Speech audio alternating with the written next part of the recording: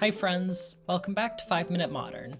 My name is Cindy, and today we're taking a look at the rise and fall of one of the most unique buildings in American history, Mummers Theater. In one of my recent videos, we discussed Brutalism, the controversial architectural style that flourished in the mid-20th century before falling out of fashion due to its close association with the communist Eastern Bloc, lack of proper maintenance of many Brutalist buildings, and the style's avant-garde aesthetic, which clashed with traditional tastes. Today, I want to take a look at a case study of an iconic Brutalist landmark in my own hometown of Oklahoma City. Avant-garde art and architecture probably aren't the first thing that come to mind when you think of Oklahoma, but I have very fond memories of visiting the city's local arts festival each spring as a kid, and just beyond the festival grounds, seeing a really strange building. I'd never seen anything like it before or even since, as though a spaceship had landed in the middle of downtown Oklahoma City. At the time that I was growing up, it was called the Stage Center Theater, but it was originally named for a theater troupe in Oklahoma called the Mummers. Founded in 1949 by Max Schism, the Mummers Company began as a community theater group performing in an old circus tent. But over the preceding decades, the Mummers achieved a level of financial success rare for community theater. By the 1960s, their success attracted a $1 million pledge from the Ford Foundation to build a new theater for the group. The Ford Foundation grant came at a unique time for Oklahoma City. A few years earlier, a group of city leaders had hired renowned architect I.M. Pei to redesign Oklahoma City's downtown, which had faced decline as wealthier residents moved to the suburbs in the post-war years.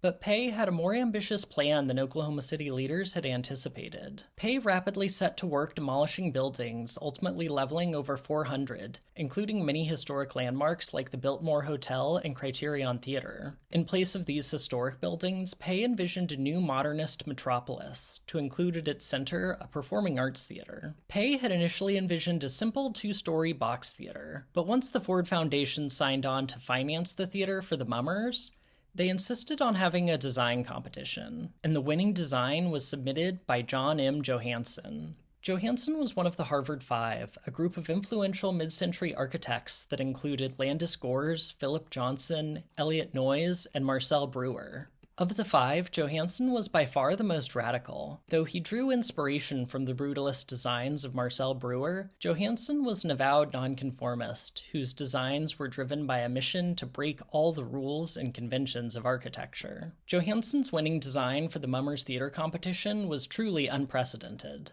The design was inspired by electric circuitry. 3 theaters formed the central components, and while air conditioning was carried above by interconnected tunnels, a network of bridges below allowed visitors into and between theaters. I find this to be the most interesting building I've ever seen. The interconnection and network of flowing people make the building feel electrified, just like the circuitry that inspired it. This is a building that's alive with energy. And lest you think I'm the only one who liked it, the Mummers Theater actually won the highest award from the American Institute of Architects after its completion in 1972. But in spite of the award and international acclaim among architects, Oklahoma City residents hated the building. The city's conservative-minded citizens saw Mummers Theater as bizarre and chaotic, a single building that symbolized the aggressive destruction of downtown spearheaded by Pei. The building was so hated by locals that an executive on the Chamber of Commerce even ordered extensive landscaping work to partially shield the building from view. As the controversy over the new building continued, the Mummers Company itself began to face issues. The troupe had recently moved to more expensive equity union contracts with performers and found itself unable to cover the added costs. The Ford Foundation tried to save the company with an additional $500,000 grant, but instead the grant money had to be diverted to covering a shortfall in the costs for the expensive construction of the building. Not long after the Mummers Theater opened, the company itself collapsed,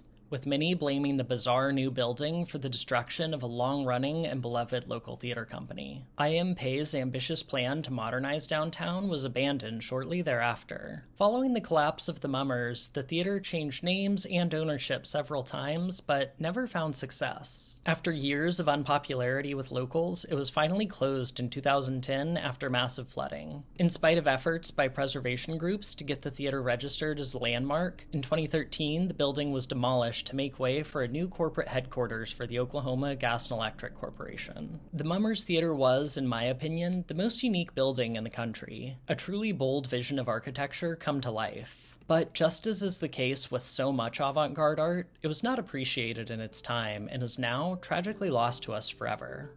Thanks so much for watching this one. Please let me know in the comments down below what you think of this unique building. As always, I hope you enjoyed the video and I hope you learned something new. Please remember to like and subscribe, and I'll see you in the next one. Bye.